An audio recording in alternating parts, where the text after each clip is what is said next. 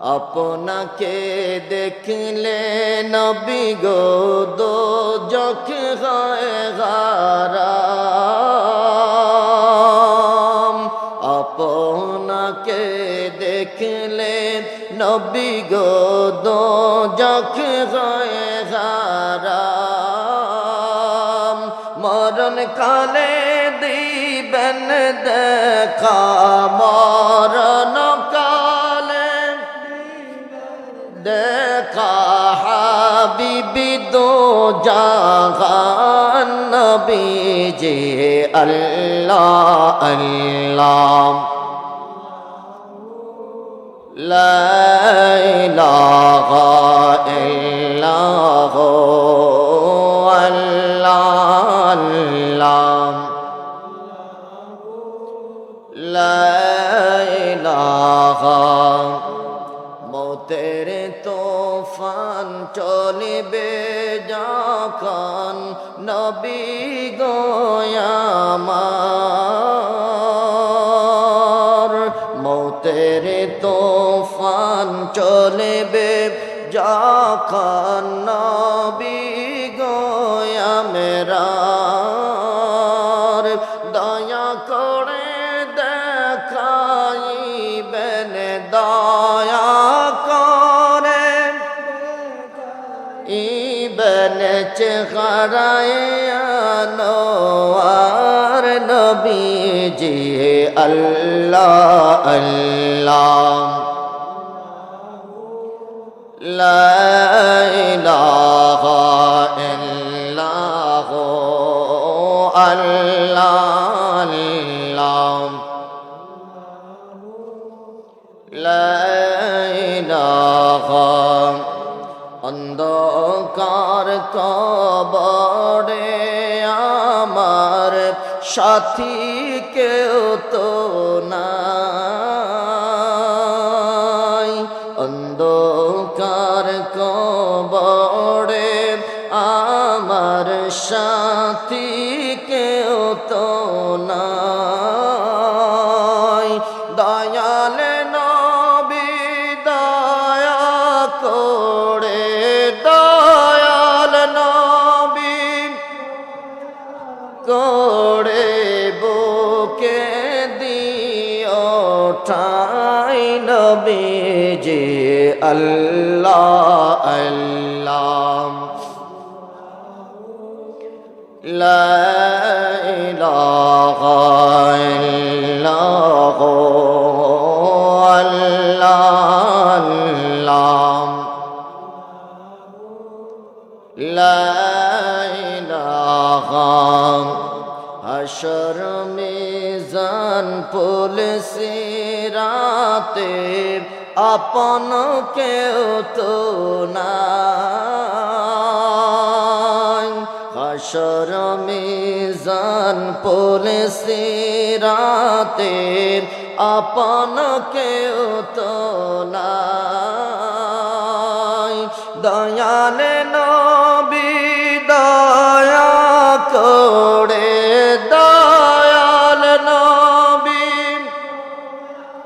করে বুকে দিও ঠাই নবীজি আল্লাহ আল্লাহ লা ইলাহা ইল্লাল্লাহু আল্লাহ আল্লাহ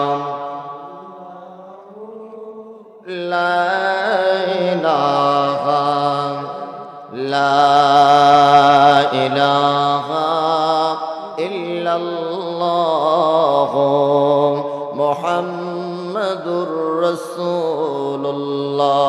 আলহামদুলিল্লাহ নাহমাদুহু ওয়া নাস্তাঈনুহু ওয়া নাস্তাগফিরুহু ونستهديه ونؤمن به ونتوكل عليه ونعوذ بالله من شرور أنفسنا ومن سيئات أعمالنا من يهده الله فلا مضل له ومن يضلله فلا له ونشهد أن لا إله إلا الله والحي القيوم ونشهد أن سيدنا وسندنا وحبيبنا وطبيبنا وطبيب قلوبنا ونورنا وإيماننا محمدا عبد الله ورسوله الذي أرسله بالحق بشيرا ونذيرا وداعيا إلى الله بإذنه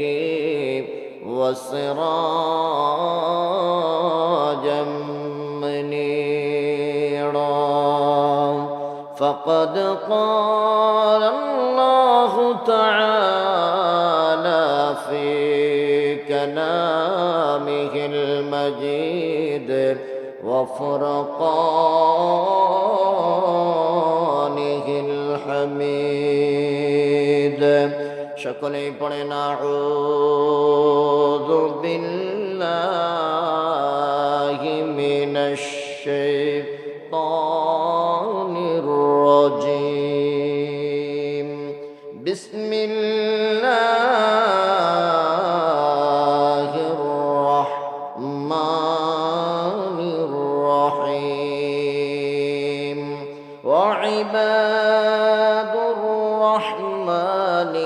الذين يمشون على الأرض هونا وإذا خاطبهم الجاهلون قالوا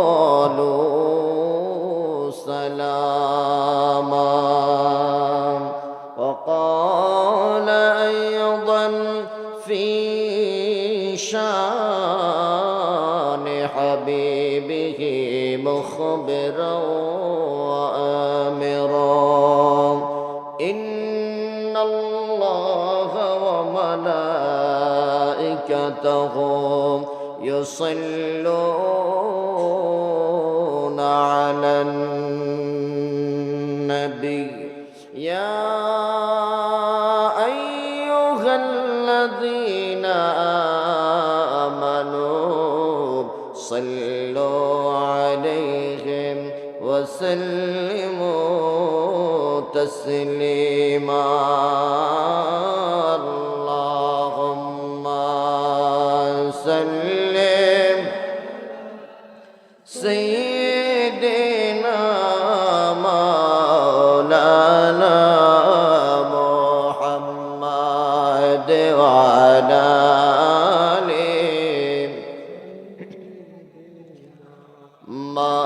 مولانا محمد اللهم سلم سيدنا مولانا محمد وعلى آله مولانا এই দুনিয়ার আপন জনরা কেউ তো আপন হবে না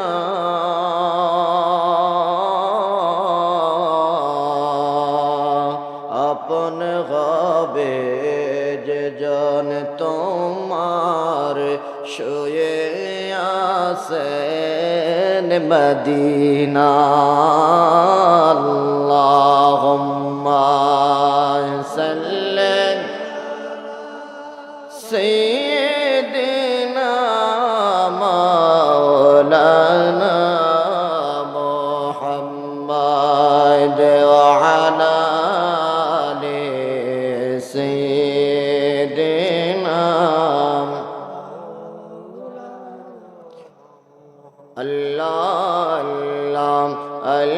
ইলাহা লা ইলাহা আল্লাহ আল্লাহ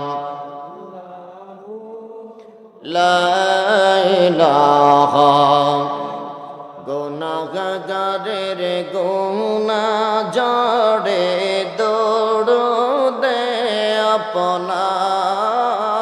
আপনার গুনাহগারের গুনাহ জড়ে দরুদে আপনার দয়া করে তারাইবেন দয়া করে তারাইবেন উম্মতি গুনাহগার নবীজি আল্লাহ আল্লাহ লা ইলাহা ইল্লাল্লাহ আল্লাহ আল্লাহ লা ইলাহা আপনাকে দেখলে নবী গো দোজখ হয় হারাম আপনাকে দেখলে নবী গো দোজখ হয় হারাম মরণ কালে দিবেন দেখা মরণ কালে দেখা হাবিবি দো জাহান নবীজি আল্লাহ আল্লাহ লা ইলাহা ইল্লাল্লাহ আল্লাহ আল্লাহ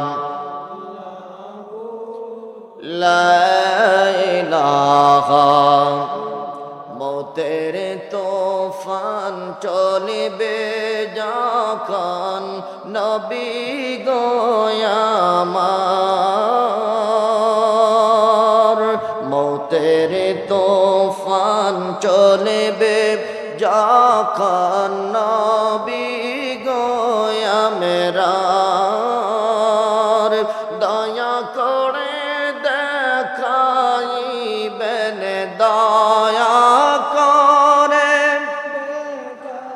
ইবেন চেহারায় আনোয়ার নবীজি আল্লাহ আল্লাহ লা ইলাহা ইল্লাল্লাহ আল্লাহ আল্লাহ লা ইলাহা অন্ধকার কবরে আমার সাথী কেউ তো নাই অন্ধকার কবরে আমার সাথী কেউ তো নাই দয়াল নবী দয়া করে দয়াল নবী করে বুকে দিও ঠাই নবীজি আল্লাহ আল্লাহ লা ইলাহা ইল্লাল্লাহ আল্লাহ আল্লাহ লা ইলাহা হাশর মিজান পুলিশ রাতে আপন কেউ তো নাই হাশর মিজান পুলিশ রাতে আপন কেউ তো নাই দয়াল নবী দয়া করে দয়াল নবী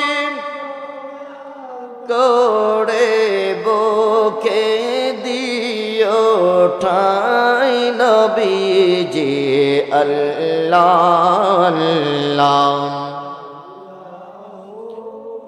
লা ইলাহা ইল্লাল্লাহু আল্লাহ আল্লাহ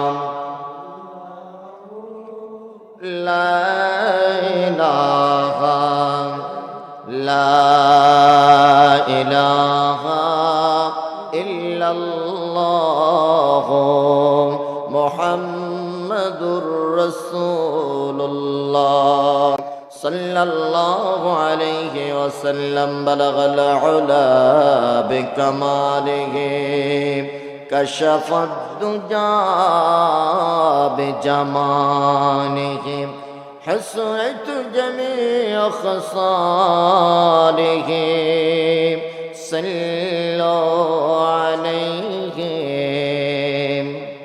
মুআজ্জাজ হাজিরিন বড়বাড়ি লতিফিয়া ইসলামী যুব সমাজ কল্যাণ সংস্থার উদ্যোগে আয়োজিত অষ্টম বার্ষিক ইসলামী সুন্নি মহাসম্মেলনের সম্মানিত সভাপতি দিগার উলামায়ে কেরাম, বিশেষ করে আজকের মাহফিলের সম্মানিত প্রধান অতিথি, প্রধান আকর্ষণ, বিশেষ অতিথি, আল্লাহ প্রত্যেকের হায়াতের মধ্যে বরকত দান করুন, জোরে বলেন আমিন।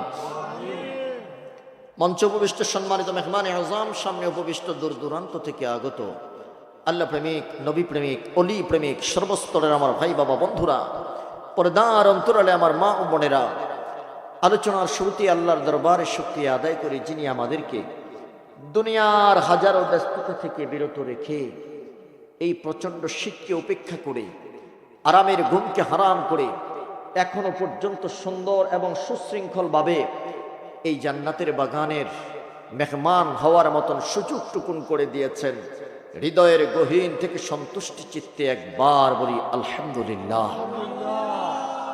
অসংখ্য অগণিত দরুদ এবং সালাম পাঠাবো নবী পাক নবী মুহাম্মদুর রাসূলুল্লাহ সাল্লাল্লাহু আলাইহি ওয়াসাল্লামের রওজা আতহারে, যার উসিলায় এই পৃথিবীতে আমরা আসতে পেরেছি, আল্লাহকে রব হিসাবে চিনতে পেরেছি, আল্লাহর পক্ষ থেকে অসংখ্য অগণিত নিয়ামত রাজি পেয়েছি, পাচ্ছি এবং পাবো।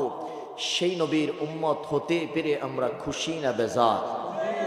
জবান খুলে বলেন খুশি না বেজার? কলিজা থেকে আরেকবার কালিমাতুশ শুকর আদায় করে বলেন আলহামদুলিল্লাহ। হাজিরিন, সূরা ফুরকানের ৬৩ নম্বর আয়াত আমি তেলাওয়াত করেছি। এর উপরে সংক্ষিপ্ত পরিসরে কিছু কথা বলে আপনাদের কাছ থেকে আমি বিদায় নেব। আল্লাহ আমাকে বলার, প্রত্যেককে শোনার এবং আমল করার মতো তৌফিক দান করুন, জোরে বলেন আমিন। আরো জোরে বলেন আমিন। আল্লাহ বলতেছেন ওয়া ইবাদুর রহমান, রহমানের বান্দা যারা, আল্লাযীনা ইয়ামশুনা আলাল আরদি হাওনা, এই জগতের মধ্যে পৃথিবীতে তারা যখন চলাফেরা করবে, পৃথিবীতে তারা যখন বিচরণ করবে, জীবন যাপন করার ক্ষেত্রে তারা সব সময় বিনয় এবং নম্র হবে। সুবহানাল্লাহ বলেন। কে বলেছেন? জোরে বলেন না, কে বলতেছেন? তারা কখনো উগ্র হবে না, তারা কাউকে কোনোদিন আঘাত দিয়ে কথা বলবে না। রহমানের বান্দা যারা, তারা কোনোদিন কারো উপরে প্রতিশোধ নিবে না। সূরা ফুরকানের ৬৩ নম্বর আয়াতে আল্লাহ একটা মায়ার ডাক দিয়েছেন। মায়ার ডাকটা কি? যেমন আমরা অনেক সময় আমাদের বাচ্চাদেরকে আদর করে নাম ধরে ডাকি না, বলি আব্বু এদিকে আসো, কথা কয় না, বলি কিনা আমরা? আবার যারা আপনারা দাদা আছেন তারা বলেন দাদা ভাই এদিকে আসো, নানা ভাই এদিকে আসো। আচ্ছা বলেন দেখি, ওই বাচ্চাটার নাম আছে না? বলেন আছে কিনা? তাহলে কেন আমি দাদা ভাই বলে ডাক দিলাম? এই দাদা ভাইয়ের মধ্যে একটু মায়া আছে না? বলেন নামের চাইতে এই ডাকটার মধ্যে মায়া কম না বেশি? আমার আল্লাহ ডাইরেক্ট বলতে পারতেন, হে আমার বান্দারা, ওয়া ইবাদুল্লাহ, আল্লাহর বান্দারা শোনো, ডাইরেক্ট কথাটা বলতে পারতেন, আল্লাহ এটা বলেন নাই, বরং মায়ার একটা ডাক দিচ্ছেন। রহমানের বান্দা যারা, তোমরা শোনো, তোমাদের প্রতি আজকে আমার নসিহত। আমার আল্লাহ বলতেছেন, তার মানে হলো আল্লাহ এই কথা দিয়ে, এই ডাকটা দিয়ে আল্লাহ বুঝাইলেন যে তোমার পুরা জীবনটা আমি আল্লাহর দয়ার ভালোবাসা দিয়ে ভরপুর। জোরে কন্যা সুবহানাল্লাহ। রহমানের বান্দা মানে কি? হে দয়াময়ের বান্দারা। রহমান মানে কি? প্রেমময়। রহমান মানে হলো দয়াময়। আল্লাহ যখন ডাক দিলেন এ দয়াময়ের বান্দারা, তার মানে আল্লাহ বুঝাইতে চাইলেন তোমার ডানে, তোমার বামে, তোমার সামনে, তোমার পিছনে, তোমার উপরে, তোমার নিচে, যেদিকে তাকাও আমি আল্লাহ আমার দয়া আর ভালোবাসা দিয়ে তোমার জীবনটাকে আমি ভরপুর করে দিয়েছি। চিৎকার করে বলেন আল্লাহু আকবার। আমার আল্লাহ ডাক দেয়া বলেন, এ বান্দা, وَإِن تَعُدُّوا نِعْمَةَ اللَّهِ لَا تُحْصُوهَا। এরে বান্দা শুনে নাও, ডানে তাকাও, বামে তাকাও, সামনে তাকাও, পিছনে তাকাও, উপরে তাকাও আর নিচের দিকে তাকাও, আমি আল্লাহ তোমার পুরা জীবনটা আমার নিয়ামত, আমার দয়া আর ভালোবাসা দিয়ে ভরপুর করে দিয়েছি। তুমি যদি আমার ভালোবাসা গণনা করতে চাও, আমার নিয়ামত যদি তুমি গণনা করতে চাও, এরে বান্দা, সন্ধ্যা হয়ে যাবে, তোর জীবন শেষ হয়ে যাবে, পৃথিবীর আয়ুকাল ফুরিয়ে যাবে, তারপরেও আমি আল্লাহর নিয়ামত গণনা করে শেষ করতে পারবি না। সুবহানাল্লাহ বলেন। প্রতিদিন আমরা 3 লক্ষ টাকার অক্সিজেন গ্রহণ করি। বলেন এই অক্সিজেন দিয়েছেন কে? আরো জোরে বলেন কে? এ দুনিয়ার মুসলমান, আমার আল্লাহ যদি 5টা মিনিটের জন্য তামাম পৃথিবীর অক্সিজেনের সুইচ অফ করে দেন, আমার মনে হয় তামাম দুনিয়াটা গোরস্থানে পরিণত হয়ে যাবে। কথা কোন ঠিক কিনা? দিনের বেলা আমি মাঠে কাজ করব, অফিসে কাজ করব, দোকানে পাঠে আমরা ব্যবসা বাণিজ্য করব। বান্দা, আমার আল্লাহ ডাক দেয়া বলে, তোর মাথার উপরে আসমানের মধ্যে আমি একটা লাইট ফিট করে দিয়েছি, কিয়ামত পর্যন্ত এই লাইট জ্বলবে, 1 টাকাও তোর বিল পরিশোধ করা লাগবে না। কথা কোন ঠিক কিনা? এই বান্দা, সারাদিন পরিশ্রম করার পরে, সারাদিন অক্লান্ত পরিশ্রম করার পরে তুমি দুর্বল হয়ে যাও, আমি আল্লাহ রাতে বিশ্রাম নেওয়ার জন্য ওই আকাশের সূর্যটাকে ড্রিম করে দেই, অন্ধকার করে দেই, যাতে করে আরামসে তুমি ঘুমাইতে পারো। চিল্লায়া কন্যা সুবহানাল্লাহ। শুধু তাই নয়, আমি আল্লাহ জমিনটাকে উর্বর করে দিলাম। শুধুমাত্র বীজটাকে যদি তুই একবার মাটির ভিতরে ঢুকাইতে পারিস, আমি আল্লাহ তোর রিজিকের ব্যবস্থা করে দেই। যেখানে যেই বীজটা বপন করে সেখানে সেই ফসল আমি তোর জন্য দিয়ে দেই।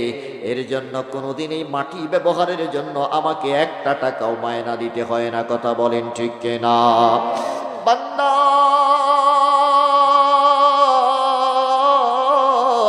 পানির অপর নাম জীবন, পানি ছাড়া মানুষ বাঁচতে পারে না। এই জগতের মধ্যে মাটির নিচে তোর জন্য মিষ্টি পানির ব্যবস্থা করে দিয়েছে। এরে আল্লাহর বান্দা, একটা বারো কি চিন্তা করছেন, এই পানিটা যদি মিষ্টি না হইতো তাহলে আমরা তৃষ্ণা নিবারণ করতে পারতাম না। কথা বলেন ঠিক কিনা? অসীম ক্ষমতা যার সবার উপর, যার নামে বয়ে যায় যার নানঘর। বলেন অসীম ক্ষমতা যার সবার উপর, যার নামে বয়ে যায় যার নানঘর, তারে ডাকে কেন সাড়া দাও না,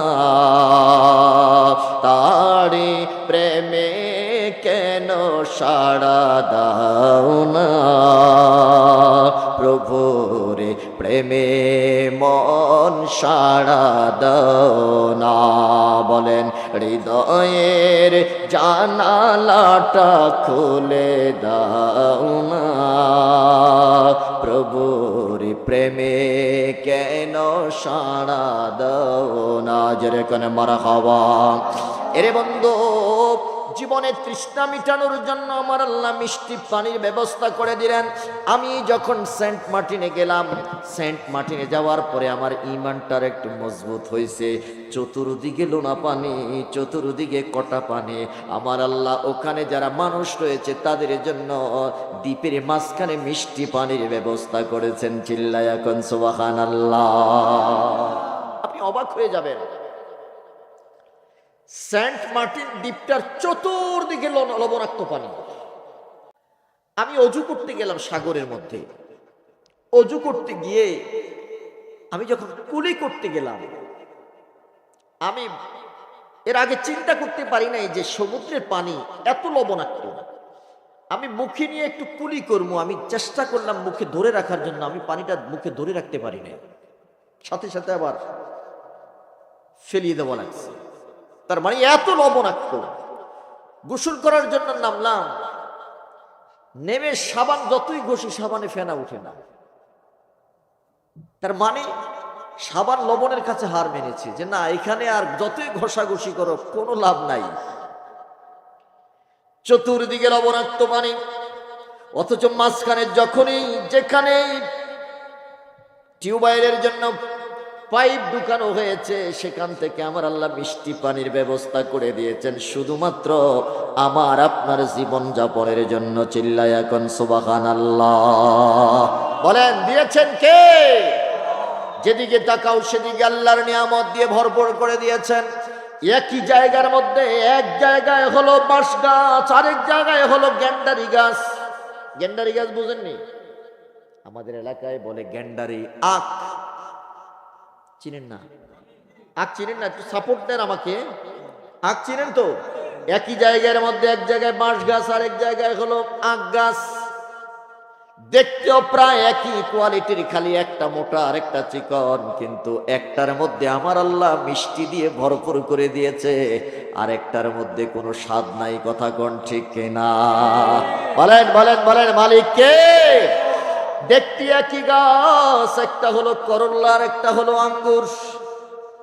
এবার বলেন, আঙ্গুর হলো মিষ্টি আর করল্লাটা কি? একই গাছ, দেখতে একই রকম। একটার ফল হলো মিষ্টি আর একটা ফল হলো তিতা। আমার আল্লাহ ডাক দেয়া বলে, বান্দা মিষ্টি অনুযায়ী যদি তুমি ফলের স্বাদ গ্রহণ করতে যাও, আঙ্গুরের গাছের কাছে চলে যাও, সেখানে গিয়ে আঙ্গুর খাও, তুমি মিষ্টি অনুভব করবা। কিন্তু তরকারি রাঁধতে গেলে আঙ্গুর দিয়ে তরকারি রান্না করা যাবে না, সেটা করল্লার প্রয়োজন। কথা বলেন ঠিক কিনা? আমার আল্লাহ ডাক দেয়া বলে, বান্দা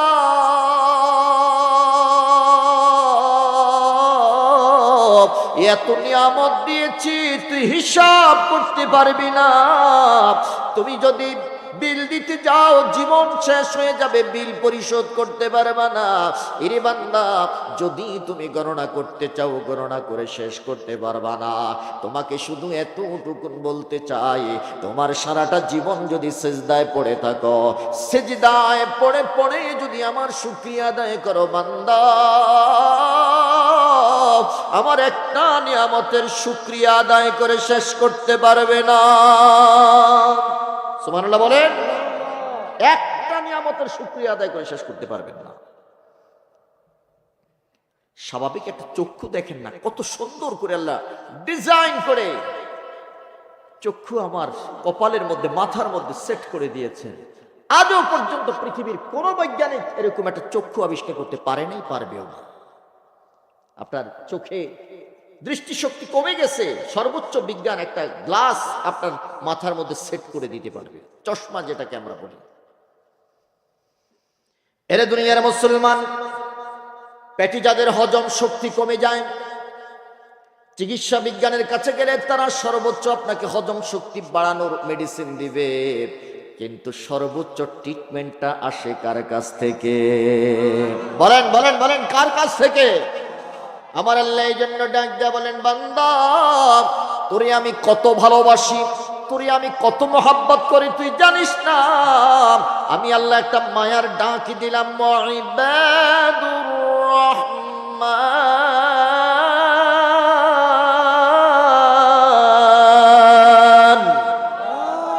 একটা মায়ার ডাক দিয়া তোরে বললাম, মেরে বান্দা পৃথিবীর জমিনে মারামারি করা যাবে না, পৃথিবীর জমিনে কাটাকাটি করা যাবে না, কাউকে গালি দেওয়া যাবে না, কারো উপরে প্রতিশোধ নেওয়া যাবে না।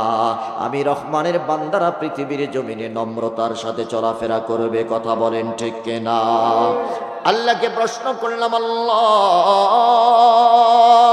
তুমি আমাদেরকে কতটুকুন ভালোবাসো? তুমি সূরা ফুরকানের 63 নম্বর আয়াতের মধ্যে মায়ার একটা ডাক দিয়েছ, দয়ার একটা ডাক দিয়েছ রে মাওলা। আজকের মাহফিল থেকে জানতে চাই তুমি আমাদেরকে কেমন ভালোবেসেছো, একটু বলে দাও। আমার আল্লাহ ডাক দেয়া বলে, বান্দা আমার ভালোবাসাটাকে আমি 100 টুকরায় ভাগ করেছি। সুবহানাল্লাহ বলেন। জাআলাল্লাহুর রাহমাতা মিআতা জুজইন, আমি আমার দয়া আমার ভালোবাসাটাকে 100 ভাগে ভাগ করেছি। 99 ভাগ দয়া আর ভালোবাসা আমি আল্লাহ নিজের কাছে রেখে দিয়েছি, আর 1 ভাগ দয়া আর ভালোবাসাকে টুকরা টুকরা করে পৃথিবীর সব জীব জানোয়ারের মধ্যে বন্টন করে দিয়েছি। সুবহানাল্লাহ বলেন। বলেন আল্লাহ দয়াটাকে কত ভাগে ভাগ করছেন? জোরে বলেন না, কত ভাগে? আমাকে একটু সাপোর্ট দিতে হবে বন্ধু। 100 ভাগ করলেন, বুঝেন নাই? ভালোবাসাটারে একটা টুকরা টুকরা করছে। কত টুকরা করছে? 100 টুকরা। আমসাকা ইনদাহু 99 জুজআ। রব্বি কারীম ডাকদা বললেন, বান্দা 100 টুকরার মধ্যে 99 ভাগ, 99 টুকরা আমি আল্লাহর কাছে রেখে দিয়েছি, আর 1 ভাগ ভালোবাসা বিন্দু বিন্দু করে তামাম পৃথিবীর জীব জানোয়ারের মধ্যে বন্টন করে দিয়েছি। চিৎকার করে বলেন আল্লাহু আকবার। এর মধ্যে আমিও একটু পাইলাম, আপনিও একটু পাইছেন। কথা বলেন ঠিক কিনা? সমুদ্রের অতল গহ্বরে মৎস্যরাজি তারাও একটু ভালোবাসা পাইছে। ওই যে 1 ভাগ ভালোবাসার আবার টুকরা টুকরা করছে না, সবাইকে বন্টন করে দিছে। আর 99 ভাগ কার কাছে? বলেন না, বলেন না, কার কাছে? আল্লাহর কাছে রেখে দিলেন। 1 ভাগ ভালোবাসার বিন্দু পরিমাণ আমিও পাইছি, আপনিও পাইছেন। গরুর মধ্যে দিয়েছে, ছাগলের মধ্যে দিয়েছে, মুরগির মধ্যে দিয়েছে, গহীন অরণ্যে থাকা হিংস্র প্রাণীগুলোর মধ্যেও ভালোবাসা দিলেন আমার আল্লাহ। জিন্নাতের মধ্যে দিয়েছেন, ফেরেশতাদের মধ্যে দিয়েছেন, পিপিলিকারা যারা গর্তের মধ্যে আছে তাদের হৃদয়ের মধ্যে আমার আল্লাহ প্রেম দিয়ে দিয়েছেন। ওই 1 ভাগ ভালোবাসা থেকে বিন্দু পরিমাণ। সুবহানাল্লাহ বলেন। আপনাদের গ্রাম অঞ্চলে মুরগি আছে না নাই? কোন বাচ্চা দেয়, মুরগির বাচ্চাটাকে যখন আপনি ধরতে যান, এরে মুসলমান, যেই ঘরের মধ্যে মুরগিটা ছোট্ট থেকে বড় হয়েছে, যেই ঘরের মালিকের খাবার খেয়ে মুরগিটা বড় হয়েছে, ওই মালিকও যদি তার বাচ্চাটাকে ধরতে যায়, মুরগিটা বসে থাকে না। ওই যখন বাচ্চার উপরে আক্রমণ শুরু করে দেয়, তখন মালিকও চিনে না। নিজের জীবন বাজি রেখে বাচ্চার জীবনটাকে রক্ষা করার জন্য মালিকের উপরে ঝাঁপাইয়া পড়ে। কথা কোন ঠিক কিনা? আকাশের চিল অথবা কাক অথবা মাছ পাখি যদি মুরগির বাচ্চার উপরে আক্রমণ করে, মা মুরগিটা জীবনের মায়া ভুলে যায়, জীবনের মায়া করে না, কাকের পিছনে পিছনে দৌড়াইতে থাকে যতক্ষণ পর্যন্ত পারে। যতক্ষণ না বাচ্চাটাকে রক্ষা করতে পারে ততক্ষণ পর্যন্ত জানবাজি রেখে কাকের পিছনে ছুটে। আমি বলতে চাই, ওই মুরগির কলিজার মধ্যেও ভালোবাসা আছে না নাই? বলেন বলেন, আছে না নাই? কতটুক ভালোবাসা? 1 ভাগ ভালোবাসার বিন্দু পরিমাণ মাত্র। আর 99 ভাগ কার কাছে জানি? যারা বলেন কার কাছে? এখন চিন্তা করেন, 1 ভাগ ভালোবাসার পাওয়ার এত বেশি। এর মানুষ, হে মুসলমান, 1 ভাগ ভালোবাসার বিন্দু পরিমাণ আমি পেয়েছি, আপনিও পেয়েছেন। এই বিন্দু পরিমাণ ভালোবাসার পাওয়ার এত বেশি, মা সন্তানের জন্য জীবন দিয়ে দেয়। কথা কই না? আরো আস্তে কণ্ঠে কেনা বাবা সন্তানের জন্য জীবন দিয়ে দেয়, সন্তান মা বাবার জন্য জীবন দিয়ে দেয়। ভালোবাসা হলো বিন্দু পরিমাণ। চিল্লায় বলেন ঠিক কিনা? এরে দুনিয়ার মুসলমান, এই ওয়াজটা যখন রাসূলুল্লাহ সাহাবীদের সামনে করতেছেন, আল্লাহ ৯৯ ভাগ ভালোবাসা নিজের কাছে রিজার্ভ রেখে দিয়েছেন। সুবহানাল্লাহ বলেন। আমি বলতে চাই, আমি জানতে চাই, ১ ভাগ ভালোবাসার বিন্দু পরিমাণ মায়ের কলিজার মধ্যে আল্লাহ দিলেন, বাবার কলিজার মধ্যে আল্লাহ দিলেন, সন্তানের কলিজার মধ্যে আল্লাহ দিলেন। এই ১ ভাগ ভালোবাসার কারণে যদি মানুষের জন্য জীবন দিয়ে দেয়, নিজের জীবনের মায়া ভুলে যায়, মায়ের জন্য জীবন দিয়ে দেয়, বাবার জন্য জীবন দিয়ে দেয়, আমি জানতে চাই যে আল্লাহর কাছে ৯৯ ভাগ ভালোবাসা, ওই আল্লাহ না জানি আমাদেরকে কত বেশি মহব্বত করে। চিল্লায়া কন্যা সুবহানাল্লাহ, জোরে বলেন আল্লাহু আকবার। অশেষ অসীময় অনুপম হৃদয় সুষমা তুমি, তুমি প্রিয়তম। অশেষ অসীম অনুপম হৃদয় সুষমা তুমি, তুমি প্রিয়তম। প্রেমের আকাশে তুমি, প্রেমের আকাশে তুমি চিরমহিয়ান, তুমি রহমান, তুমি মেহেরবান, তুমি রহমান, তুমি মেহেরবান। জোরে জোরে বলেন মারহাবা। এরে দুনিয়ার মুসলমান, এখন চিন্তা করেন, ১ ভাগ ভালোবাসার বিন্দু পরিমাণ পাইয়া মানুষের জন্য জীবন দিয়ে দেয়। আর যে আল্লাহর কাছে ৯৯ ভাগ ভালোবাসা রয়েছে, ওই আল্লাহর ভালোবাসা আমাদের প্রতি কত বেশি চিন্তাও করা যায় না। চিল্লায়া কোন ঠিক কিনা? দেখেন, দুনিয়ার মালিকের চাকরি যদি আপনি করেন, ১ দিন ২ দিন সর্বোচ্চ ৩ দিন যদি আপনি অ্যাবসেন্ট যান, অনুপস্থিত থাকেন, চাকরি চলে যায়। কথা কোন না? অথবা বেতন কর্তন করেন, আমার আল্লাহ ডিউটি দিয়ে দিলেন ৫ বার আমার অফিসে যাইয়া হাজিরা দিবা। বলেন কয়বার? ৫ ওয়াক্ত নামাজ মসজিদে যাইয়া পড়বা। এরে বান্দা, আমি আল্লাহ ইচ্ছা করলে তোর রিজিক বন্ধ করে দিতে পারি, তোর জন্য অক্সিজেনের দরজা বন্ধ করে দিতে পারে, তোর রিজিকের ব্যবস্থা আমি আল্লাহ চিরদিনের জন্য বন্ধ করে দিতে পারি। আমি যখন দেখি তুই ফজরও যাস নাই, জোহরেও যাস নাই, আসরেও যাস নাই, মাগরিবেও যাস নাই, এশাতেও যাস নাই, ১ দিন যাস নাই, ২ দিন যাস নাই, ৩ দিন যাস নাই, ৪র্থ দিনের মাথায় আমি আল্লাহ তোর জন্য অক্সিজেনটা বন্ধ করে দিতে পারি। কথা কোন ঠিক কিনা? দিছেননি কোনদিন? কথা কোন না? দুনিয়ার মালিক ভালোবাসে আমাকে বিন্দু পরিমাণ ভালোবাসা দিয়ে, আর আল্লাহ ভালোবাসেন আমাকে ৯৯ ভাগ ভালোবাসা দিয়ে। আমার আল্লাহ ডাক দেয়া বলে, বান্দা সারা জীবন আমারে ডাকুস নাই, আমারে কিচ্ছু যায় আসে না, সারা জীবন আমাকে ডাকুস নাই, আমি তোর প্রতি রাগ করি নাই, বুড়া বয়সও যদি না ডাকুস তাও তোর প্রতি আমি রাগ করব না।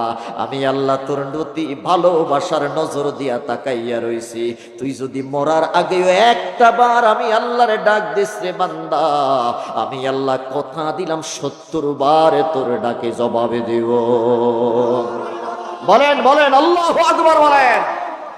কখনো তোমাকে যদি বলি হেদায়েতের আলো জেলে নিও কাছে তুলি, বলেন কখনো তোমাকে যদি বলি হেদায়েতের আলো জেলে নিও কাছে তুলি, ঠাই দিও প্রিয়তম, ঠাই দিও প্রিয়তম, ও গো দয়াবান তুমি রহমান, তুমি মেহেরবান, তুমি রহমান, তুমি মেহেরবান। জোরে কোন মারহাবা। আমার আল্লাহ ইচ্ছা করলে অক্সিজেনের দরজাটা বন্ধ করে দিতে পারে কি পারে না? দিছেননি? একটা বারের জন্য দেয় নাই, বড় মায়ার নজর দিয়ে তাকাই আছে। শেষ রাতে আল্লাহ প্রথম আসমানে আয়েশা নাম ধরে ধরে ডাকবে। সুবহানাল্লাহ বলেন। আমি আর আপনি তো মিয়া নাক টেনে টেনে ঘুমাই, সারা রাত ফেসবুক চালায়। ফজরের ওয়াক্ত যখন হয় তখন আল্লাহর বান্দা ঘুমাইতে যায়। এরপরে কেরান দিয়া টাইনাও ঘুমাতে উড়ানো যায় না। যারা বলেন আছে না নাই? আমরা তো সারা রাত মিয়া রাস্তায় রাস্তায় থাকি, রাতের 3টা বাজো দি পাগলা রাস্তার মোড়ার মধ্যে বইয়া বইয়া মোবাইল চালাইতে আছে। এরপরে ফজরের নামাজ নাই। যদি জিজ্ঞাসা করি রে যুবক, এত দয়ার এত ভালোবাসা দিয়ে তোরে আমার আল্লাহ এত সুন্দর করে তিলে তিলে বড় করতেছে, তোরে বাঁচাইয়া রাখতেছে, আল্লাহরে সিজদা দেওয়ার মতো কি তোর সময় হয় নাই? বলে যে হুজুর এত কথা কইেন না, আমার শরীরের কাপড়গুলো ভালো নয়। তার মানে আমি বুঝে নিলাম এই নাফরমান পেশাব করে পায়খানা করে পানি নেয় না। কথা বলেন ঠিক না? আমরা প্রযুক্তির ঠেলায়, প্রযুক্তির আকর্ষণে এতটা সভ্য হয়েছি, এখন আর পায়খানা করে পানি খরচ করারও সময় আমাদের নাই। জোরে বলেন ঠিক না? বৈশা পেশাব করব, পায়খানা করব, এটাও আমাদের ধৈর্য কুলায় না। আহারে আমি চিন্তা করি যুবক তো এখন দাঁড়াইয়া দাঁড়াইয়া পেশাব করে, না জানি আর কয়দিন পরে দেখব যুবক আর বসতেও চায় না, দাঁড়াইয়া দাঁড়াইয়া মনে হয় পায়খানা করবে, এমন সময় অপেক্ষা করতেছে। কথা কোন ঠিক কিনা? এখন তো দাঁড়াইয়া দাঁড়ায় পেশাব করে, না জানি কয়দিন পরে দাঁড়াইয়া দাঁড়ায় পায়খানা করা শুরু করে দেয়, এটাও মনে হয় আমাদের দেখা লাগবে। কথা বলেন ঠিক কিনা? যদি প্রশ্ন করি যুবক নামাজে আসলে না কেন? বলে যে আমার কাপড় ভালো নয়। যদি প্রশ্ন করি ও যুবক কেন নামাজে আসো নাই? বলে যে হুজুর এখনো নামাজ পড়ার সময় হয় নাই। বলেন এই সমস্ত কুরুচিপূর্ণ মানুষ আছে না নাই? এ যুবক নামাজ পড়ো নাই কেন? বলে যে এখনো সময় আসে নাই, চুল দাড়ি পাকলে তারপরে দাঁত পড়লে পরে আমরা নামাজ পড়ব। মুসলমান তোমার মতো কত যুবক রাস্তায় ডেড বডি হয়ে পড়ে থাকে। কথা কোন ঠিক কিনা?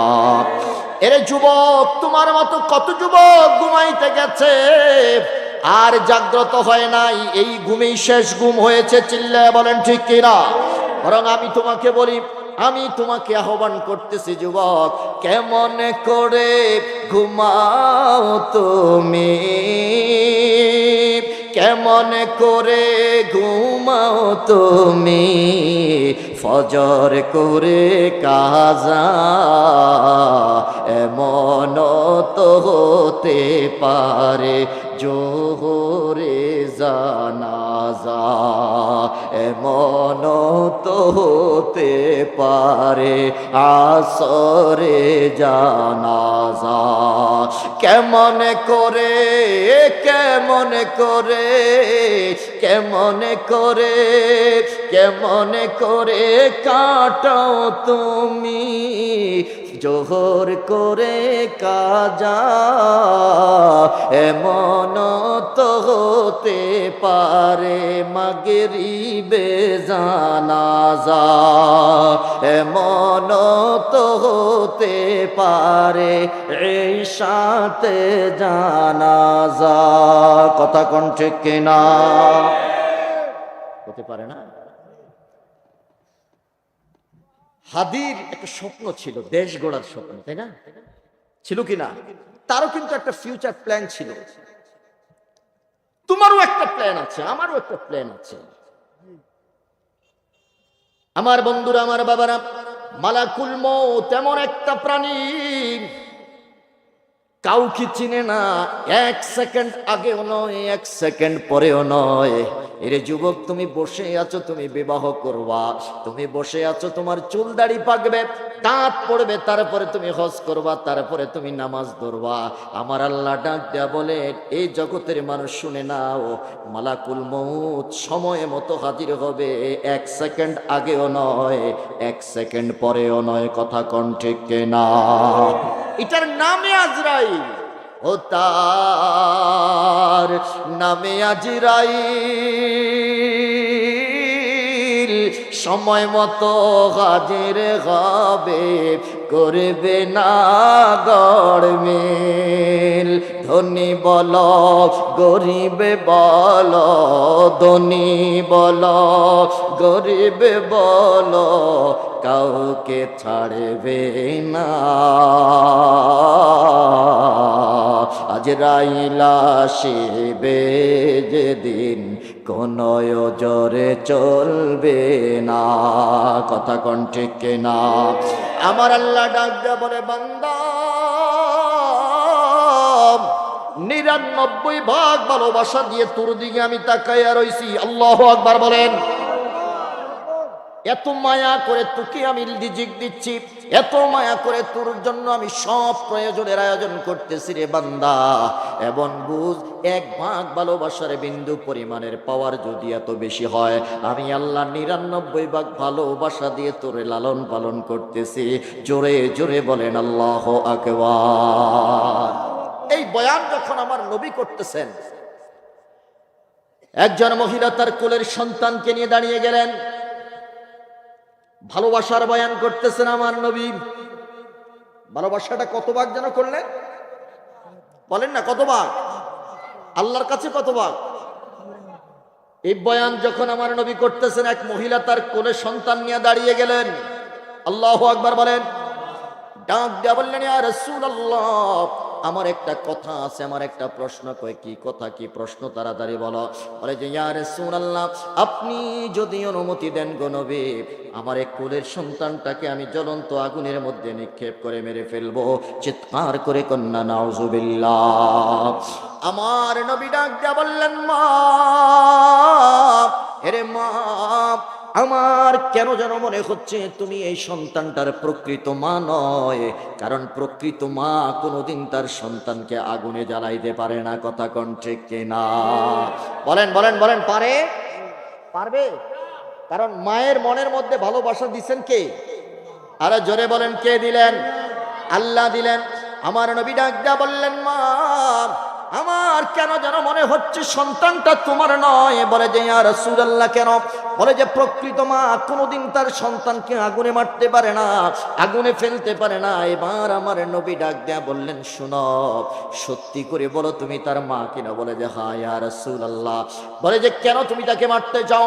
বলে যে, নবী, সারা রাত কান্না করে আমি ঘুমাইতে পারি না, সারাদিন কান্না করে আমি কোনো কর্ম করতে পারি না। স্বামী আমার প্রতি নির্যাতন করে, রান্না বান্না যদি ঠিক মতো না হয় স্বামী আমার উপরে নির্যাতন শুরু করে দেয়, শ্বশুর শাশুড়ি আমার উপরে নির্যাতন করে। গো নবী, আমি বলতে চাই, আপনি যদি অনুমতি দেন, আমার এই কোলের সন্তানটাকে আমি আগুনের মধ্যে নিক্ষেপ করে দেব। আমার নবী বললেন, না, সত্যিকারের মা কোনোদিন এমনটা করতে পারে না। চিল্লায়া কোন ঠিক কিনা? এবার মহিলা ডাক দেয়া বলে, নবী, 1 ভাগ ভালোবাসার বিন্দু পরিমাণ অধিকারিণী আমি মা। এই বিন্দু পরিমাণ অধিকারিণী হয়ে আমি মা যদি আমার কলিজার টুকরা সন্তানকে যদি আগুনের মধ্যে ফেলতে না পারি রে মা নবী, তাহলে আমার একটা প্রশ্ন, এই প্রশ্নের জবাব দিবেন আপনি। 99 ভাগ ভালোবাসা যে আল্লাহর কাছে রয়েছে, ওই 99 ভাগ ভালোবাসার অধিকারী আমার আল্লাহ কেমনে তার আদরের বান্দারে জাহান্নামের মধ্যে ফেলবে?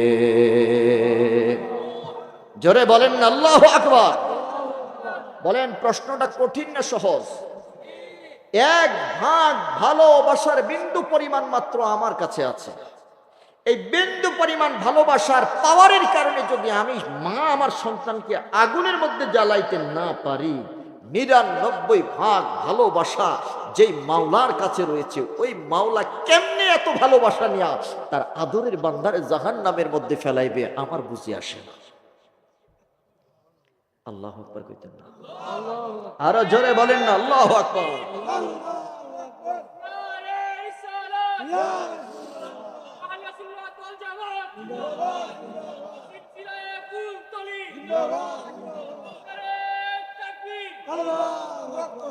নবী আমার চুপসে গেলেন। এই মহিলা এত জটিল প্রশ্ন করবে, আমার নবী চুপসে গেলেন।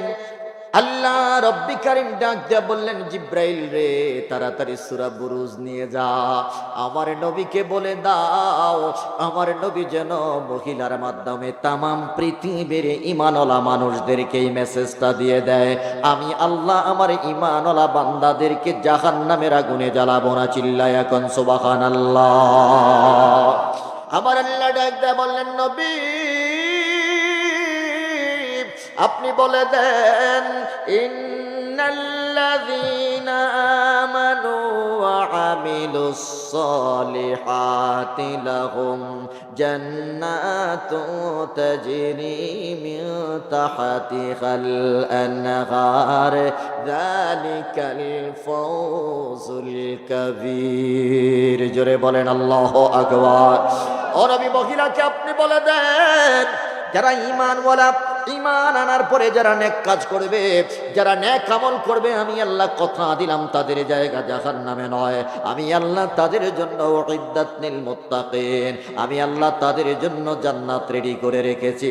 চিৎকার করে বলেন আল্লাহু আকবার। এর শতকের মুসলমান আওয়াজ করে বলেন, আমরা জান্নাত চাই কি চাই না? দুই হাত তুলে বলেন, জান্নাত চাই কি চাই না? আল্লাহ কবুল করো, মঞ্জুর করো।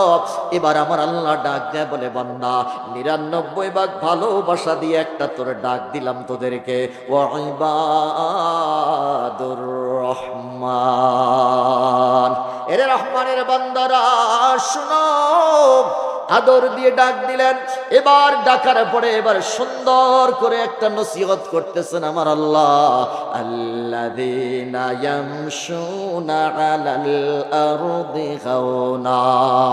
শুনে রাখো, আমার মায়ার বান্দা যারা, ভালোবাসার বান্দা যারা, কোনদিন তোমরা জমিনের মধ্যে উশৃঙ্খল আচরণ করবা না, জমিনের মধ্যে কোনদিন ফিতনা ফাসাদে জড়িত হইবা না, জমিনের মধ্যে কারো উপরে অন্যায়ভাবে কোনো আঘাত করবা না, প্রতিশোধ নিবা না।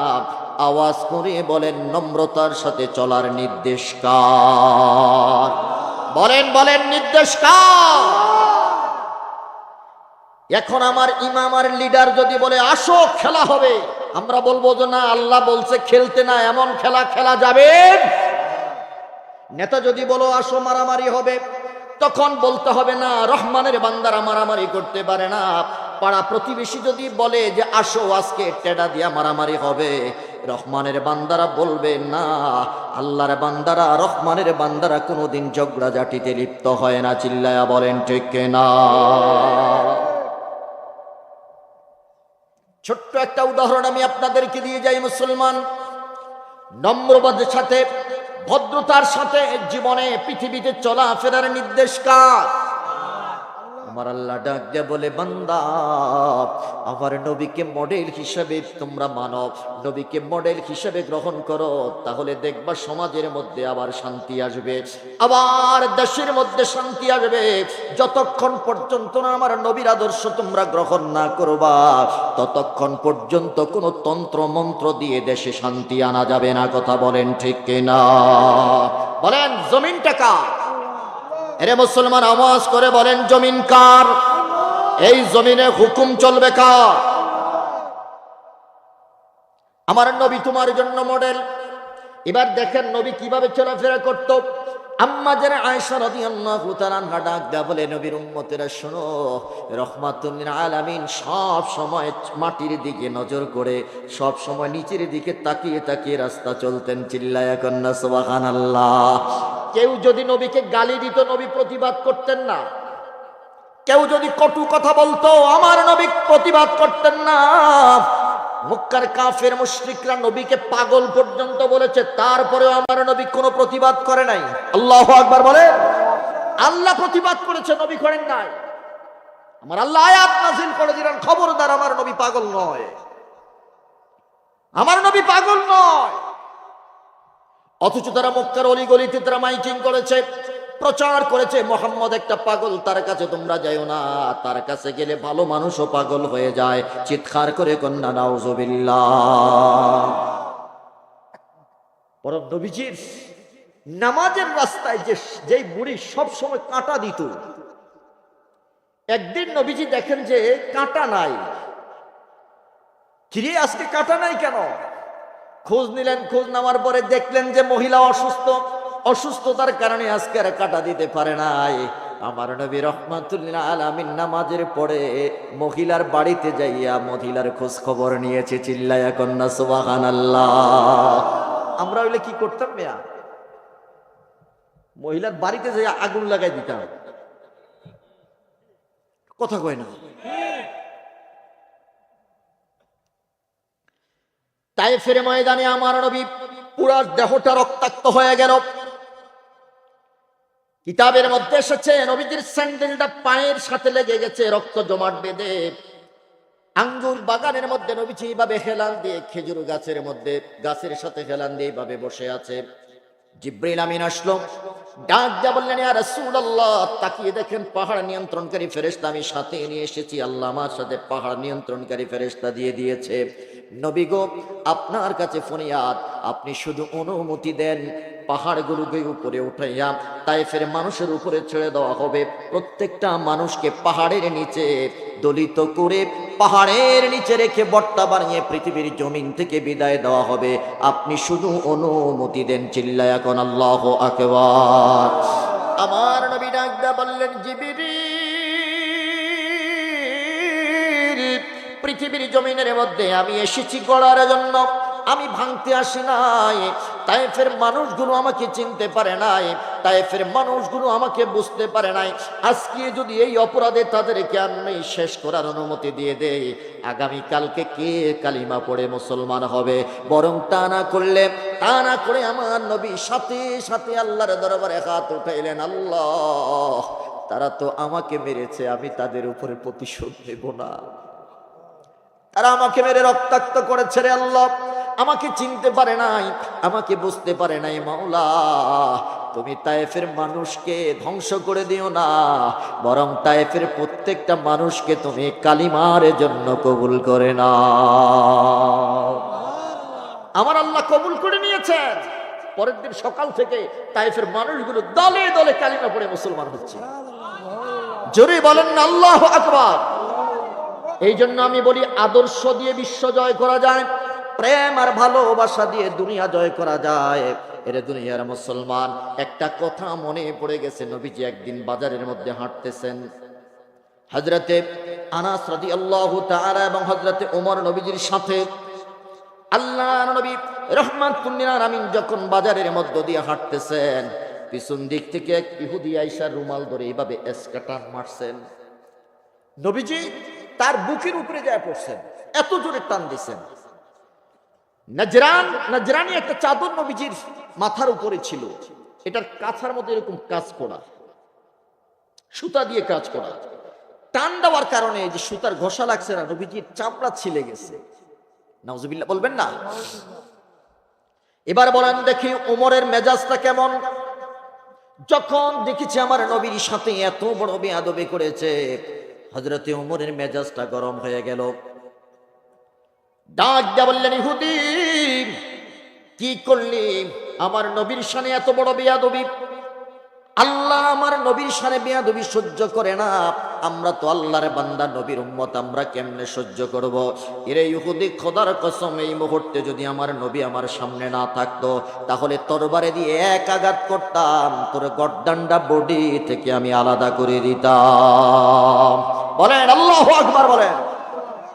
আমার নবী ওমরের দিকে তাকায় রইলেন। ওমর, ব্যথা পাইলাম আমি, গরম হইলে আমি হওয়ার কথা, আমি তো গরম হই নাই, তুমি গরম হইলা কেন? সুবহানাল্লাহ কয় না? আরো জোরে বলেন আল্লাহু আকবার।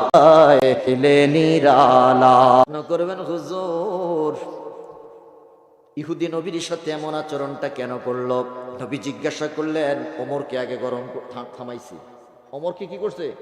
থামাইছে। নাইলে ওমর যে রাগী মানুষ, যদি একটা কনি দিয়েই বসে তাহলে তো শেষ। নবী আগে ওমরকে থামাইলেন। ওমর, তুমি কি ভুলে গেছো আমার আল্লাহ বলেছেন লা তুকদ্দিমু বাইনা ইয়াদাইল্লাহি ওয়া রাসূলিহি ওয়াত্তাকুল্লাহ। এই আয়াতের কথা কি তোমার মনে নাই? বলে যে ইয়া রাসূলুল্লাহ, মনে আছে। ওমর, তোমার কি মনে নাই? আমার আল্লাহ বলেছেন তাহাবাতা আমালুকুম ওয়া আনতুম লা তাশউরুন। আল্লাহ এবং নবীর সিদ্ধান্তের অগ্রগামী হলে জীবনের যত নেকামল আছে সব নেকামলগুলো জ্বালিয়ে ভস্ম করে দিবেন কে? হযরত ওমর ডাক দিয়ে বললেন, ইয়া রাসূলুল্লাহ, আমার ভুল হয়ে গেছে। নবী কয়, ভুল হলে চলবে না, ভুলের মাসুল দেওয়া লাগবে। কথা কোন ঠিক কিনা? অন্যায় করেছে আমার সাথে, কষ্ট দিয়েছে আমাকে, রাগ যদি করতে হয় আমি করব, প্রতিশোধ যদি নিতে হয় আমি নেব, তুমি গরম হওয়ার কে? সত্যি কথা বলতে কি, দেশের প্রত্যেকটা লিডার, প্রত্যেকটা এমপি, প্রত্যেকটা মন্ত্রী যদি এইভাবে তার কর্মীদেরকে গঠন করত, কোন কর্মী অন্যায় ভাবে আর আমার দেশপ্রেমিক হাদির মাথায় গুলি করতে পারত না। দেশের প্রত্যেকটা লিডার যদি এইভাবে তার কর্মীদেরকে গঠন করত, খোদার কসম কোন মা এবং বোনের মুখে এসিড পড়তো না, টেন্ডারবাজি হতো না, চাঁদাবাজি হতো না, মারামারি হতো না, দেশের সম্পদ দেশেই থাকতো, আমরা সুন্দর একটা সোনালী সমাজ গড়তে পারতাম। কথা বলেন ঠিক কিনা?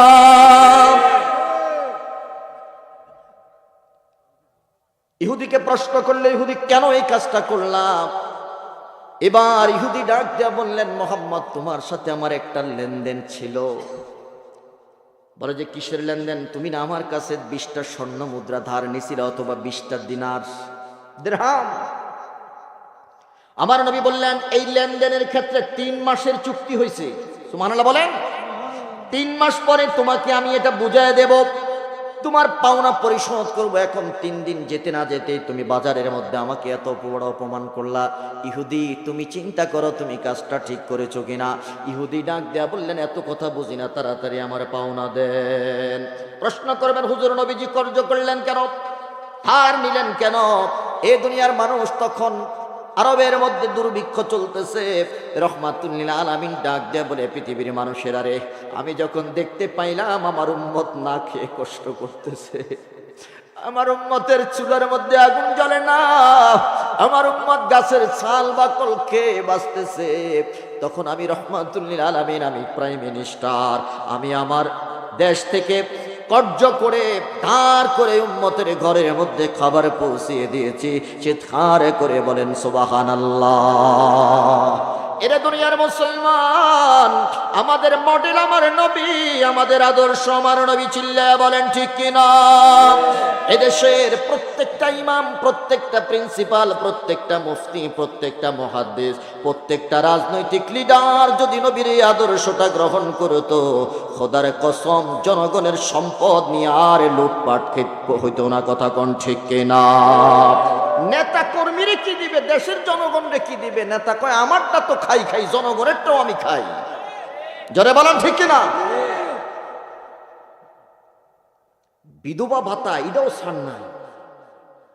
বেচারা স্বামী মারা গেছে, বেচারারে সরকার একটা ভাতা দেয়, তো এখান থেকেও পার্সেন্টেজ খায়। আপনাদের এলাকায় এগুলা নাই? আমি তো কিরেতে চলে কেমনে? কয় হুজুর, ওই যে চাল ডাল দেয় না এগুলা, এই ভাতা বুতা, অনেকগুলা বৃদ্ধ বয়স্ক ভাতা আছে একটা, সরকার তো ভালোই করছে মেয়া, বয়স্ক ভাতা দিছে, তার ঘরে 10 জনেরটা যায়, যার নামে ভাতা উঠে হ্যাঁ নিজেও জানে না। আপনাদের এলাকায় এগুলা নাই? আহা, আমি বলি কোন তন্ত্র মন্ত্র দিয়ে শান্তি আসবে না, একমাত্র শান্তি আসবে রাসূলুল্লাহর আদর্শে। কথা বলেন ঠিক কিনা? এই জন্য আমাকে পরিবর্তন হওয়া লাগবে, এই জন্য আপনাকে পরিবর্তন হওয়া লাগবে, না আর কোনো তন্ত্র মন্ত্র নয়। আগামীর বাংলাদেশ আমরা সুন্নিদের বাংলাদেশ চাই, কথা কোন ঠিক কিনা?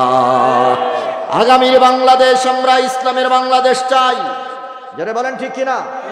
আর কোন টাকা খেয়ে ভোট দেওয়া যাবে? আপনার বিবেক দিয়ে যিনি আমার দেশের পক্ষে থাকবে, যিনি দশের পক্ষে থাকবে, যিনি কোরআন সুন্নাহর পক্ষে থাকবে, সংসদে গিয়ে কোরআনের আয়াত তেলাওয়াত করবে, রাসূলুল্লাহর আদর্শ দিয়ে দেশ গড়ার চিন্তা করবে, আমরা তাকেই আমার সমাজের, আমার রাষ্ট্রের ইমাম বানাবো। কথা বলেন ঠিক কিনা?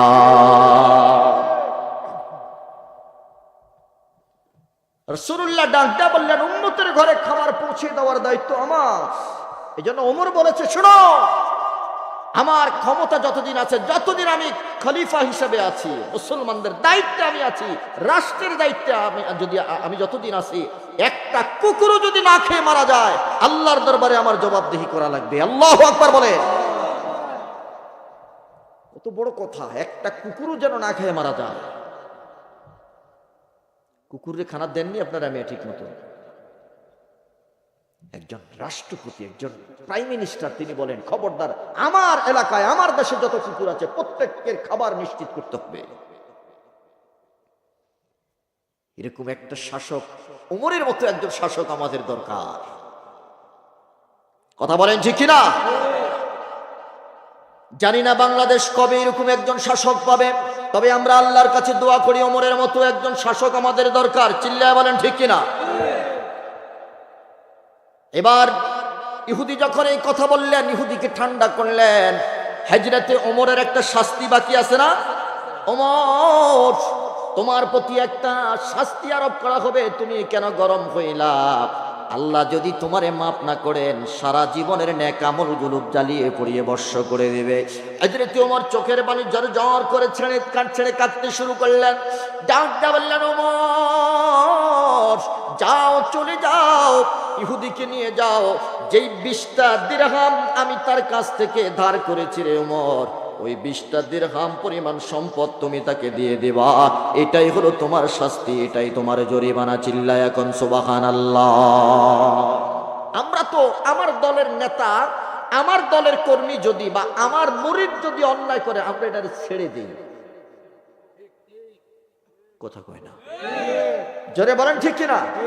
উল্টার ফোন করে দেয়, এটা কিন্তু আমার দলের, যেই দলেরই হোক না কেন, আমরা তো এগুলোই দেখে আসছি।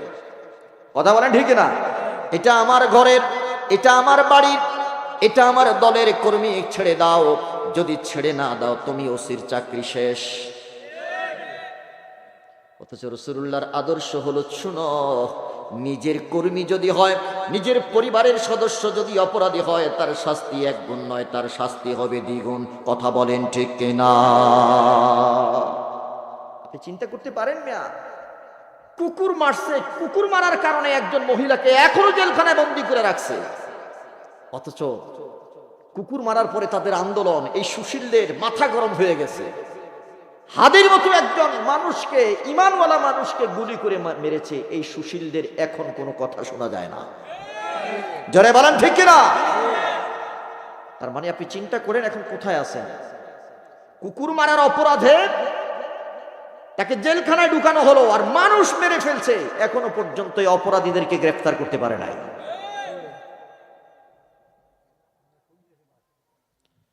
আমি তো আমার নিরাপত্তা নিয়ে শঙ্কিত, আপনারা যারা আছেন কারো নিরাপত্তা নাই। এর দুনিয়ার মুসলমান, কোন তন্ত্র মন্ত্র দিয়ে শান্তি আসবে না। শান্তি আসবে একটাই মাত্র রাস্তা, আল্লাহর কোরআন এবং রাসূলুল্লাহর আদর্শের মাধ্যমে শান্তি আসবে। কথা কোন ঠিক কিনা? ওমর ইহুদিরে নিয়ে গেলেন, দরজার মধ্যে নক করে ডাক দেয়া বললেন, আব্দুল্লাহর মা, খেজুরের গোডাউনটা খোলো, রুমটা খুলে দাও। বলে যে কেন? বলে যে বস্তা নাও, 20 দিরহাম পরিমাণ খেজুর তুমি তাড়াতাড়ি বস্তার ভিতরে ঢুকাও। ঢুকানো হলো। বলে যে আমিরুল মুমিনিন, 20 দিরহামের সম পরিমাণ খেজুর আমি বস্তার ভিতরে ঢুকাইলাম। বলে যে আরো কিছু খেজুর বাড়িয়ে দাও। বলে যে কেন? বলে যে শাস্তি দেওয়া হয়েছে আমার উপরে, আল্লাহর কাছে মাপ চাই, আল্লাহ যেন আমাকে মাফ করে দেয়। চিল্লায়া এখন সুবহানাল্লাহ। আচ্ছা বলেন দেখি, সাধারণ নিয়ম অনুযায়ী আপনার বিবেক কি বলে? ওমর ঠিক করছে না? ওমরের রাগ হওয়াটা ঠিক কিনা? আরে আপনার সামনে যদি আপনার বাবার সাথে বেয়াদবি করে, আপনি চুপ করে বসে থাকবেন? আপনার সামনে যদি আপনার নেতার সাথে কেউ বেয়াদবি করে, আপনি চুপ করে বসে থাকবেন? কিন্তু আল্লাহর নবীর আদর্শ দেখো, আল্লাহ রাব্বুল কারীম ডাক দিয়া বলতেছে, ওয়া ইবাদুর রহমানিল্লাযীনা ইয়ামশুনা আলাল আরদি খাওনা।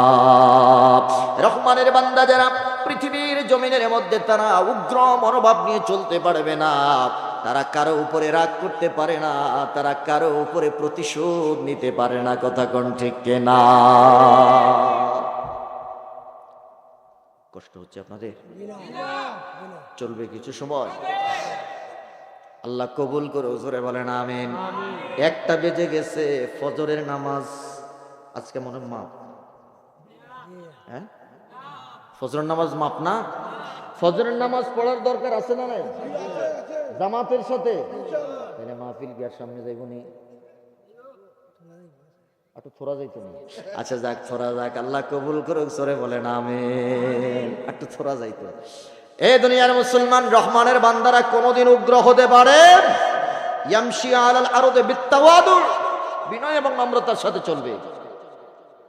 হযরতে ওমর ইহুদির হাতে সমপরিমাণ খেজুর দিলেন, অতিরিক্ত যা আছে তাও দিলেন। এবার ইহুদি ডাক দিয়ে বলতেছে, ওমর অতিরিক্ত এগুলা কেন?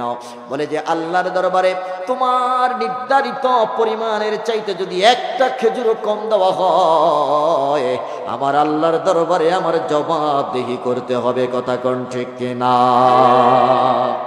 এরে দুনিয়ার মুসলমান, ইহুদি ডাক দা বললে, ওমর তোমার খেজুর তুমি রেখে দাও।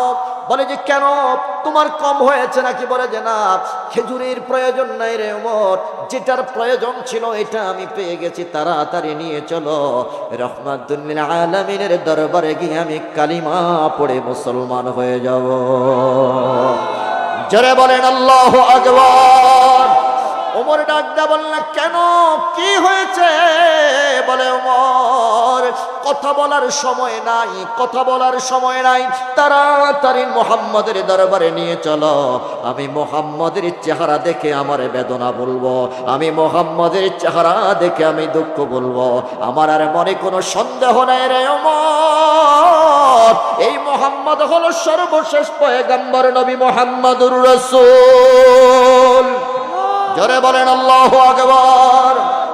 পাইলে নিরালায় গো নবী, পাইলে নিরালায়, বলেন পাইলে নিরালায় গো নবী, পাইলে নিরালায়। আমি 2 কদমে চুমু খাবো, 2 কদমে চুমু খাবো, চরণ দুলি মাখবো গায়ে, পাইলে নিরালায় গো নবী, পাইলে নিরালায়, পাইলে নিরালায় গো নবী, পাইলে নিরালায়। আমার নবী দয়ার নবী,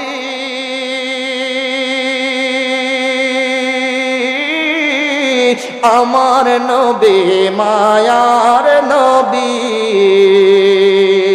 আমার নবী দয়ার নবী, পাইলে নিরালায় গো নবী, পাইলে নিরালায়, বলেন পাইলে নিরালায় গো নবী, পাইলে নিরালায়। জোরে জোরে বলেন মারহাবা। হযরত ওমর ইহুদিকে নিয়ে আসলেন, নবী আমার ডাক দিয়ে বললেন, ইহুদি কেন আসলাম? ওমর কি তোমাকে কম দিয়েছে নাকি? বলে যে না। বলে যে তাহলে কেন আবার ঘুরে এসেছো? বলে যে নবী গো, রে মুহাম্মদ, আমি যেটার জন্য এসেছি ওটা পেয়ে গেছি। বলে কিসের জন্য আসলা, কি আবার পাইলা? বলে যে আমি তাওরাতের তখতের মধ্যে পেয়েছি আখিরি জামানার পয়গম্বরে যিনি হবেন তিনি অত্যন্ত বিনয়ী হবেন। তিনি কারো উপরে কটাক্ষ করে কোনো কথা বলবেন না, তিনি কারো সাথে প্রতিশোধ নেবেন না, বরং তিনি চুপচাপ থাকবেন। আল্লাহ করে তিনি আল্লাহর কাছে সমাজের জন্য, রাষ্ট্রের জন্য, ব্যক্তির জন্য দোয়া করবেন। এরে মোহাম্মদ, আমি এটাকে পরীক্ষা করার জন্য তোমার আঁচল ধরে টান দিলাম, তোমার রুমাল ধরে টান দিলাম।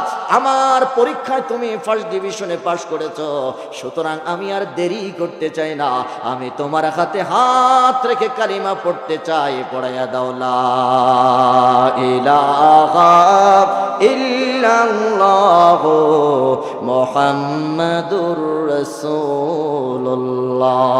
চিৎকার করে বলেন আল্লাহু আকবার। যদি নবীজি কর্কশ ভাষী হতেন, নবীজি যদি উগ্র হতেন, তাহলে বলেন দেখি এই লোকটা মুসলমান হতো? তাইফের মানুষগুলো মুসলমান হতো?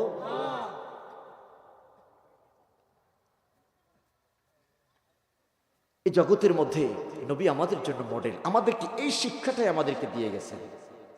খবরদার, মারামারি করা যাবে। কেউ একটা গালি দিলেই তো মেজাজ গরম হয়ে যায়, কেউ একটা থাপ্পড় মারলে মেজাজ গরম হয়ে যায় না। নবীকে কেউ থাপ্পড় মারলে বা কেউ আঘাত করলে নবী উল্টা বলতেন, আপনি যে আমাকে আঘাত করছেন, ব্যথা পাইছেন। সুবহানাল্লাহ কইতেন না?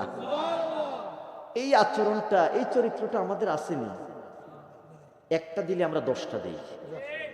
কথা বলেন, ইন্নাকা লাআলা খুলুকিন আযীম। আযীম চরিত্রের আলোচনা করতে গেলে রাত শেষ হয়ে যাবে। আজকে আর না, আজকে শুধু একটা আলোচনা, আমরা একটা ওয়াজ আজকে নিয়ে যাব। সেটা কি? আমরা বিনয়ী হব। বলেন, আমরা কি হব? ভাই ভাইয়ের সাথে বিনয় আচরণ করবেন, ভাই বোনের সাথে বিনয়ী আচরণ করবেন, স্বামী স্ত্রীর সাথে বিনয়ী আচরণ করবেন, সমাজের মানুষের সাথে বিনয়ী আচরণ করবেন, রাষ্ট্রের মানুষের সাথে বিনয়ী আচরণ করবেন। কেউ আঘাত করলে প্রতিশোধ নিতে যাইবেন না। প্রতিশোধ নিলে ঝামেলা বাড়ে না কমে? যারা বলেন বাড়ে না কমে? এজন্য প্রতিশোধ পরায়ণ হওয়া যাবে। ভাইকে ক্ষমা করে দেন। আমি দেখেছি জায়গা নিয়ে মারামারি করতে যাইয়া এক ভাই আরেক ভাইয়ের কল্লা কেটে ফেলছে। আছে না নাই? যারা বলেন আছে না নাই? খাইলে আপনার ভাই খাইছে, খাইলে আপনার বোন খেয়েছে, ও যেহেতু একটু পাগলা টাইপের, ওটা একটু ছেড়ে দেন না, দেন না একটু ছেড়ে। নাহলে 2 হাত বেশি খাইলো, নাইলে একটা খ্যাত বেশি খাইলো, আপনারই তো ভাই, আমারই তো ভাই। এই সহনশীলতা আমাদের মধ্যে নাই। আর আল্লাহ এটাই শিক্ষা দিচ্ছেন, না, একজন যদি পাগলা হয় আরেকজন ঠান্ডা হয়ে যাও, দেখবে একদিন সে ভুল বুঝতে পারবে। আমি দেখেছি শেষ বয়সে যখন ভুল বুঝতে পারছে, আইসা পাও ধইরা মাপ চাইতেছে যে ভাই আপনি আমাকে মাপ করে দেন, আমি বুঝতে পারি নাই তখন। আপনারই তো ভাই। আপনি যার স্লোগান দিয়ে, যার পিছনে দৌড়াইয়া আপনি সমাজের আপনার আরেকটা ভাইয়ের মাথা ফাটাইলেন, তার ঘরে আগুন জ্বালায় দিলেন, তার নামে মিথ্যা মামলা দিলেন, আপনি কি একটা বারও চিন্তা করছেন আপনি যেই নেতার স্লোগান দিচ্ছেন, যেই নেতার দল করে আপনার ভাইকে আপনি ঘর ছাড়া করলেন, বাড়ি ছাড়া করলেন, তার মাথা ফাটাইলেন, তার নামে মিথ্যা মামলা দিলেন, আপনি মারা যাওয়ার পরে আপনার নেতা কখনো আপনার জানাজায় আসবে না, আপনার এই ভাই আপনার জানাজায় দাঁড়াবে। কথা বলেন ঠিক কিনা? আপনি মারা যাওয়ার পরে ওই নেতা কখনো আপনার জন্য দোয়া করবে না, কখনোই দোয়া করবে না। আপনি যাকে ঘর থেকে বের করে দিলেন, মিথ্যা মামলা দিলেন, আপনি যার মাথায় বাড়ি দিলেন, অন্তত পক্ষে আপনার কবরের পাশ দিয়ে হেঁটে যাওয়ার সময় বলবে আসসালামু আলাইকুম ইয়া আহলাল কবর। সে আপনার জন্য করবে। তাহলে কেন যারা এসি রুমে বসে বসে আপনাকে দাঙ্গা হাঙ্গামায় লাগিয়ে দেয়, যারা এসি রুমে বসে বসে আপনাকে মারামারি কাটাকাটির মধ্যে লাগাই দেয়, আর আমরাও এতটা আবেগপ্রবণ হয়ে যাই যে দল ভক্ত, দল কানা হয়ে ব্যক্তির প্রতি এতটা মোহ আমাদের বেড়ে যায় যে আমরা ডান বাম কোনো কিছু চিন্তা করি না। আপনি একটা জিনিস মনে রাখবেন, এ যুবক, একটা দুর্ঘটনা সারা জীবনের কান্না। একটা দুর্ঘটনা সারা জীবনের কান্না। এজন্য আপনাদের খেদমতে আমার আজকের যে ওয়াজ, আজকের যে নসিহত, সেটা আমরা দুনিয়ার মোহে পড়ে মারামারি করব, কাটাকাটি করব, গালাগালি করব, ভাইকে ক্ষমা করে দেব। পারবেন না ইনশাল্লাহ? আল্লাহ কবুল করুক। জোরে বলেন আমিন। আসুন নবীকে একটু দাঁড়াইয়া সালাম দেই, ইয়া নবী